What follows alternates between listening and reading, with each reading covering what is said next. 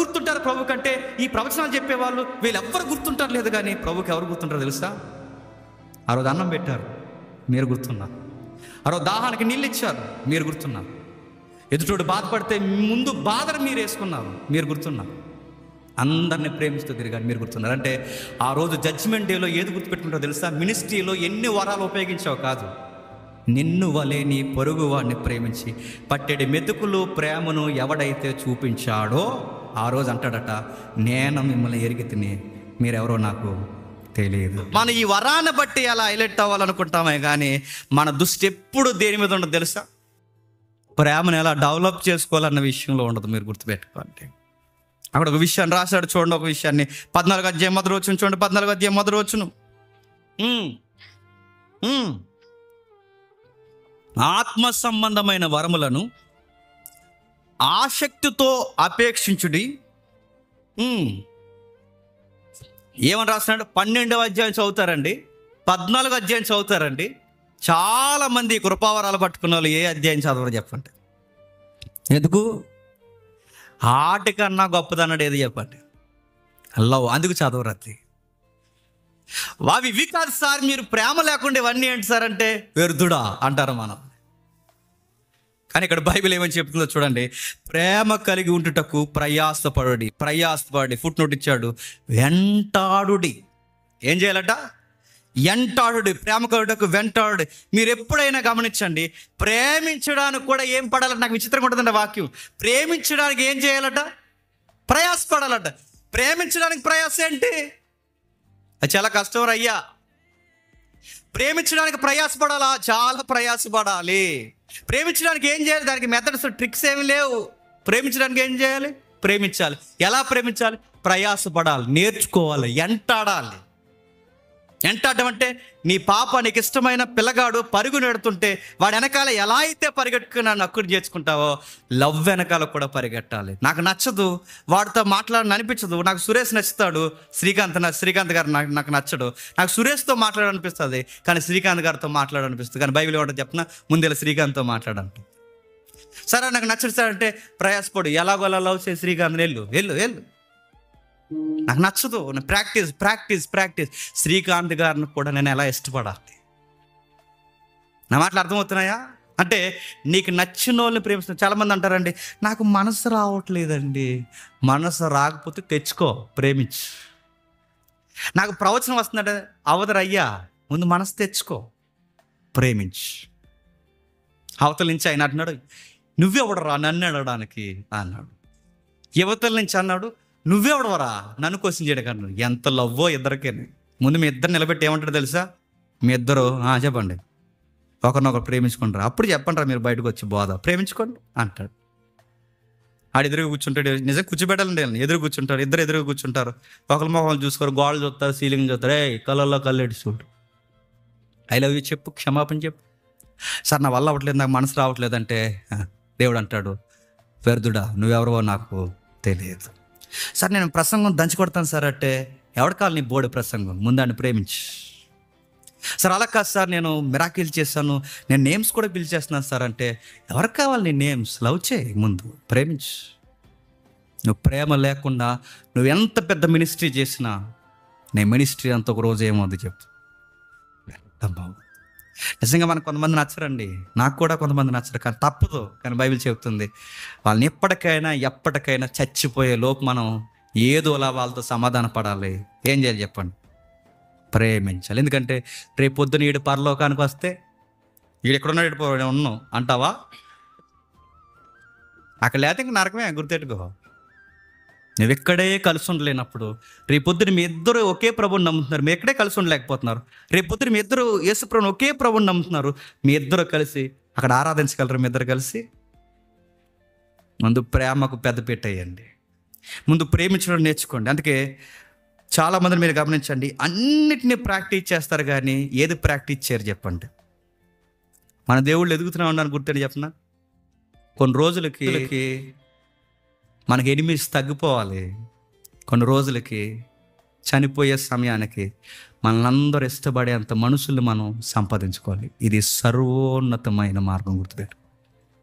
వరముల కన్నా ఆస్తుల కన్నా, స్వస్థతల కన్నా, ప్రవచనాల కన్నా, బుద్ధివాక్యాలు వివరించే జ్ఞానం కన్నా మనుషులను సంపాదించుకునే ప్రేమ గొప్పది. గుర్తుపెట్టుకోండి. అన్నీ ప్రాక్టీస్ చేస్తామండి. ఏంటో మరి ఈ లవ్ని ప్రాక్టీస్ చేయండి.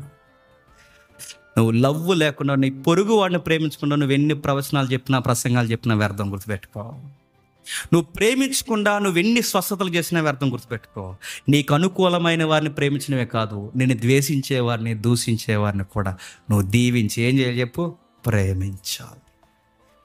ఇది లేనప్పుడు వ్యర్థ ప్రయత్నం. ఎన్ని ప్రాక్టీస్లు చేసినా వ్యర్థ ప్రయత్నం. నేను ముగించేస్తున్నాను. ఒకరోజు ఇదే కొలతలో ఒక సంఘాన్ని కొలిచాడు. మీకు తెలుసు, ఆ ప్రకటన గ్రంథంలో ఉన్న ఎఫెసీ సంఘాన్ని కొలిచాడు. ఏమని కొలిచాడు ఒకసారి చూడండి. ప్రకటన గ్రంథం 2వ అధ్యాయం, ప్రకటన గ్రంథం 2వ అధ్యాయం 2వ వచనం చూడండి. నీ క్రియలను, నీ కష్టమును, నీ సహనము నేను ఎరుగుతుని, నీవు దుష్టులను సహింపవరియు అపోస్తులు కాకయే తాము అపోస్తులను చెప్పుకొని వారిని పరీక్షించి వారి అబద్ధికులని నువ్వు కనుగొంటివి. వాడికి బస్సులు ఏమో చేస్తున్నా, నువ్వు కనిపెట్టేశావు అని ఉంది. ఈ సంఘానికి ఎన్ని బ్రైట్ క్వాలిటీస్ ఉన్నాయో చూడండి. ఏది దుర్బోధో, ఏది సత్యబోధో ఆ సంఘం పట్టేసుకుంటుందట. ఎవరు అపోస్తుల్లో, ఎవరు అపోస్తులు కాదో పట్టుకుంటుందట. ఎవరు మోసపరిచేవారో, ఎవరు అబద్ధికులో, ఎవరు సత్యం చెప్పేవారో అన్నీ సంఘం పట్టుకుంటుందట. ఇంకా రాస్తున్నాడు చూడండి. ప్రయాసపడుతుందట, కష్టం పడుతుందట, ప్రభు కొరకు గట్టిగా విశ్వాసం అందు నిలబడిందట. అటు ప్రభుత్వానికి, ఇటు శ్రమలకి, అటు అర్తిమీదేవి గుడికి వ్యతిరేకంగా నిలబడి దేవుని కొరకు వర్ధిల్లిందట ఎఫెసీ సంఘం. ఒక్కడి కాదు, రెండు కాదు. నికోలాయితులతో ఫైట్ చేసింది, దుర్బోధకులతో ఫైట్ చేసింది, దొంగ పోస్తులతో ఫైట్ చేసింది, శ్రమలకు ఎదురు నిలబడింది, అన్నీ చేసింది ఈ సంఘం. కానీ బైబిల్లో దేవుడు ఇలా అన్నాడు, నీకు అన్నీ ఉన్నాయి కానీ ఈ మధ్య ప్రేమను వదిలేస్తావు. మీరు కావాలంటే మీరు బయటికి వెళ్ళి చూడండి. వాళ్ళకి వాక్య జ్ఞానం చాలా ఉంటుంది, కానీ వ్యక్తులను ప్రేమించడంలో మాత్రం విఫలమైపోయి ఉంటారు. మీరు చూడండి. వాళ్ళకి ప్రవచనాలు చెప్పే వరం చాలా ఉంటుంది, కానీ వాళ్ళకు అనుకూలమైన వ్యక్తులనే తప్ప వ్యతిరేకతలను ప్రేమించడంలో చాలా విఫలమైపోయి ఉంటారు. మీరు చూడండి. కాబట్టి మనం ఎప్పుడైతే ప్రేమించడం మొదలు పెట్టామో శత్రువులు కూడా ఒకరోజు మన దగ్గరకు వచ్చి ఏం చెప్తారో తెలుసా? ఆ రోజు నేను అనవసరంగా అన్నాను బ్రదర్, నన్ను క్షమించని క్షమాపణ అడుగుతారు. గుర్తుపెట్టు. ఏంటి ఆ తప్పేంటి? మొదటి ప్రేమను వదిలేసావు. ఈ మధ్య నువ్వేమి నేర్చుకున్నావు తెలుసా? ప్రేమను వదిలేసి బాగా ప్రసంగాలు చెప్పడం నేర్చుకున్నావు. ఈ మంచిగా ఈ మధ్య నువ్వు ఎక్కువ ఏమి నేర్చుకున్నావు తెలుసా? మొదటి ప్రేమను అంటే నన్ను ప్రేమించడం వదిలేస్తావు. నన్ను ప్రేమించట్లేదు, దేవుణ్ణి ప్రేమించడం అంటే గుర్తుపెట్టుకోండి. బైబిల్లో 2 ప్రధానమైన ఆజ్ఞలు. ఒకటి దేవుణ్ణి ప్రేమించాలి, 2 నిన్ను వలే నీ పొరుగు అని ప్రేమించాలి. దేవుణ్ణి ప్రేమించిన ప్రతి ఒక్కడు 2వ ఆజ్ఞలో ఖచ్చితంగా కొనసాగుతాడు. ఆ 2వ ఆజ్ఞ అని చెప్పండి, పొరుగు వాడిని ప్రేమిస్తాడు. దేవుడు అదే అడుగుతున్నాడు. నువ్వు లవ్ చేయట్లేదు కానీ ఈ మధ్య నీకు ప్రసంగాలు పిచ్చి పట్టింది. నీకు ఈ మధ్య నువ్వు నన్ను ప్రేమించట్లేదు కానీ నీకు ప్రవచనాలు పిచ్చి పట్టింది. ఈ మధ్య నీకు లోతైన విషయాలు, మర్మాలు తెలుసుకోవాలన్న ఆసక్తి ఎక్కువైంది. నీకు ఈ మధ్య ప్రేమ తక్కువైపోయింది కదా, వదిలేస్తావు. అందుకే సంగమా, నీకు విషయం చెప్తున్నాను. నువ్వు ముందు ప్రేమించడం నేర్చుకోకపోతే నీ దగ్గర నుంచి ఏం చేసేస్తాడో దీపస్తంభం అంటే. దీపస్తంభం అంటే అసలు నీ దగ్గర సంఘం ఉండడమే అర్థం. ఎందుకంటే నువ్వు సంఘాన్ని పాడు చేస్తావు. ముందు సంఘాన్ని తీసేయని నీ దగ్గర నుంచి సంఘాన్ని తీసేస్తాడంట. ప్రతి నాయకులు గుర్తుపెట్టుకోండి, ప్రతి సంఘం గుర్తుపెట్టుకోండి. మనం ప్రేమ లేకుండా ఎంత పెద్ద కార్యాలు చేసినా ఒకరోజు మన దగ్గర ఏమి లేకుండా తీసేస్తాడు. చెప్పండి, సంఘం లేకుండా తీసేస్తాడు. గుర్తుపెట్టు. నేను ఎప్పుడు సోషల్ మీడియాలో గొడవలు పెట్టుకుంటా అంటే, గొడవలు పెట్టుకుని నీకెందుకు రా సంఘం? పో, గొడవలు పెట్టుకోపోయి. నేను ఎప్పుడు ఆడు తప్పు ఈడు తప్పు అంటానంటే, నీకెందుకు? తప్పులు పట్టుకుంటూ తిరుగు, బయటకు పోయి. నీకెందుకు సంఘం? నీకేం తెలియదు నా వరం గొప్పది, నేను ఎలా పిలుస్తాను, నువ్వు పిలవగలవా? నీకు తెలీదు, నీ కళ్ళు కనబట్టలేదు, నువ్వు దేవుని యొక్క కార్యాలను చూడలేదని నువ్వు ఎదుటి వాళ్ళని నీ వరం చేత ఎద్దేవి చేస్తున్నావు. సంఘానికి నీ వల్ల ప్రయోజనం లేనప్పుడు ఎందుకు నీ దగ్గర ఎందుకు సంఘం? నీకున్న వరం వలన సంఘం క్షేమాభివృద్ధి రావట్లేదు, నీ వరం వలన సంఘానికి గొడవలు జరుగుతున్నాయి. నీకెందుకు వరం? పో, తీసేస్తాడట. జడ్జిమెంట్ డే నాడు ఒకరోజు యేసుప్రభు వస్తాడండి. నేడో రేపు యేసుప్రభు వస్తాడు. మీరు చూడండి, నేను ముగించేస్తున్నాను. నేడో రేపు వస్తాడు. ఆయన వచ్చినప్పుడు మనుషులను విడదీసేస్తాడట. మేకలు గాను గొర్రెలు గాను విడదీస్తాడట. గొర్రెలు ఒకవైపు పెడతాడు, గొర్రెలు ఒకవైపు పెడతాడు, మేకలు ఒకవైపు పెడతాడు. కుడివైపు ఉన్న గొర్రెలు, ఎడమ వైపు ఉన్న మేకలు. ఆ రోజు డిఫెన్స్ జరుగుతుందట. వాళ్ళు అడుగుతారట, వచ్చి నిలబడతారు. ప్రభువా అంటారట. ఎవరు మీరు అని అడుగుతాడంట. ఆ రోజు వాళ్ళు కొన్ని విషయాలు తెర మీద తీసుకొస్తారు. ప్రభువా, అదే ఆ రోజు నీ నామం, నీ పేరు మీద మేము ప్రవచనాలు చెప్పాంగా, మేమే అదే అక్కడ రోజు పేర్లు పెట్టి పిలిచాం కదా ప్రభు, మేమంటే ప్రభు అంటాడట, ఎవరు నువ్వు అని అడుగుతాడట.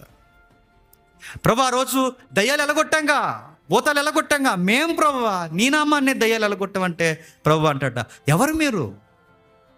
నీ నామాన్ని అద్భుతాలు చేశాం ప్రభా, మిరాకిల్ సెంటర్ అని పెట్టాం ప్రభా నీ పేరు మీదే, ఎవరు మీరు?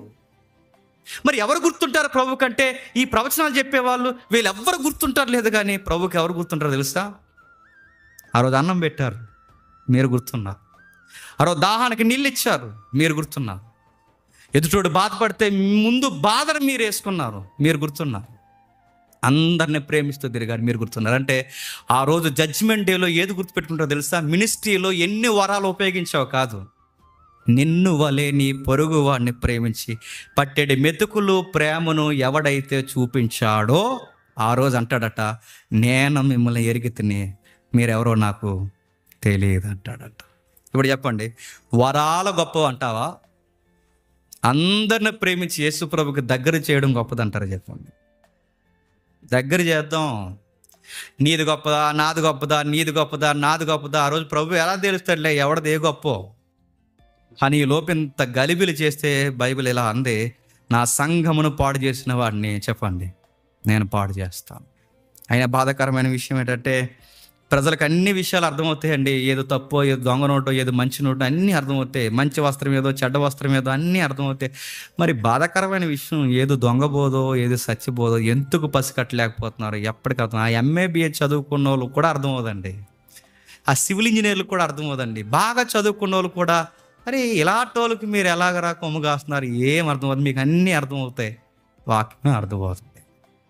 ఇప్పుడు చెప్పండి, ప్రవచించే వరాలు ఉన్నా ఎన్ని ఉన్నా పౌలు మరలా అంటున్నాడు, ప్రేమించుటకు ప్రయాసపడు. ప్రయాస అంటే ప్రాక్టీస్. నీకు ఎవరెవరు నచ్చట్లేదు ఇంటికి వెళ్ళిన తర్వాత పేర్లు రాసుకో. ప్రతి ఒక్క దగ్గర లిస్ట్ ఉండాలండి, నచ్చిన వాళ్ళ పేర్లు అన్నీ.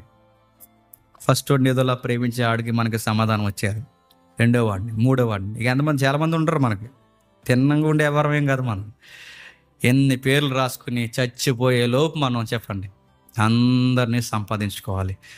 బయట వాళ్ళు అడుగుతారు, ఏం చూపించారు మీరంటే యేసయ్య ప్రేమను. మీ దేవుడు దేనికి నిలయం అంటే కొట్లాట కలరకు కాదు, మా దేవుడు ప్రేమకు నిలయం. ఎలా రే అంత పెద్ద గొడవ పెట్టుకున్నారు, ఎలా కలిసిపోయారంటే చెప్పండి మా యేసయ్య ప్రేమను బట్టి కలిసిపోయారు. ఉండగలరా? ఉత్తమమైన మార్గం ఏంటి చెప్పండి? ప్రేమించండి, అందరినీ ప్రేమించండి. ప్రేమించకుండా నేను పెద్ద పరిచయం చేస్తానంటే బయటికి పోయి ఆడుకోండి అంటాడు, గుర్తుపెట్టుకోండి. ప్రేమించాలి, యేసు ప్రభు ప్రేమను చూపించాలి, బయట వాళ్ళు చెప్పుకోవాలి. వాళ్ళు ఎన్ని మాట్లాడుకున్నా వాళ్ళు చివరికి ఒకరిని ఒకరు క్షమించుకుంటారు.